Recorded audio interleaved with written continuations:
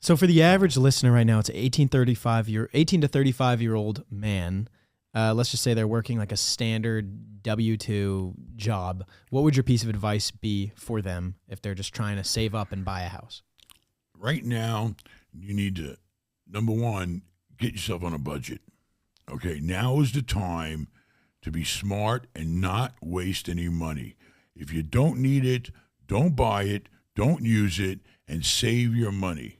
Now's the time to stash your cash because that's going to get you some strength. You also, I always promote young people that don't have a lot of money. If it fits their life, they should seriously think about getting their real estate license. Because if you get your real estate license, even if you don't use it, okay, or maybe you use it once in a while. I mean, real estate's great. You can have a real estate license. You have a real estate license. Not anymore. Well, they took it away. I gave it whatever. away. Yeah, gave it up in California. But when you were young, you had a real estate license. Yeah. If you wanted to buy a property for yourself, you automatically, and you represented yourself, 3% is your commission. Mm-hmm. Well, now there's that big class action lawsuit, though. You see that? Yeah, it won. And I know a bit of a side tangent here, but a group of people got together and said that it was price fixing. Why can't I say it? Price fixing from the National Association of Realtors. That the seller was now obligated to pay a fixed commission to a buyer's agent to be able to list on the MLS. And they won. And it was a multi-billion-dollar lawsuit.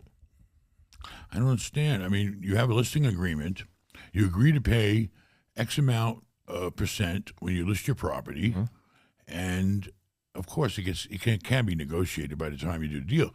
But if the agent sells the property for less money, he gets less commission. If he sells for more money, he gets more commission. I mean, right. I don't understand where the conflict is. The seller has to pay the buyer's commission, and for agents to remain competitive and show the house, they're looking at the commission, and they're saying, well, this property pays me 3%, and this property over here they're paying 1%.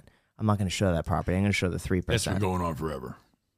There are agents out there that they'll go after the ones that are selling it. They won't take a discount commission, except these days the agents are starving.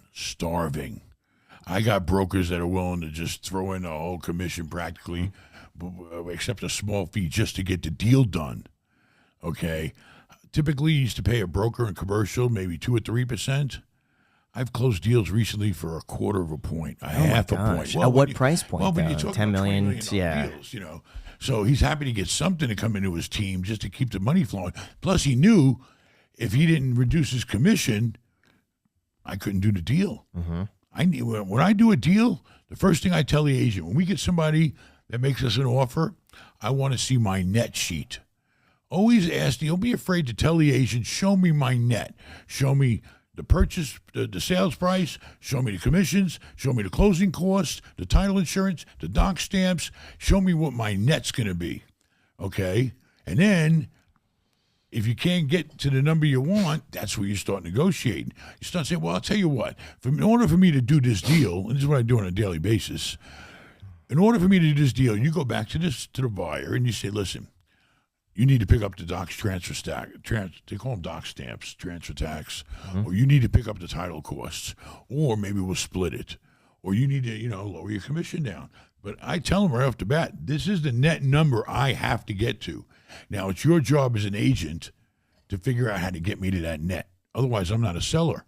So people are working a lot harder now because something's better than nothing.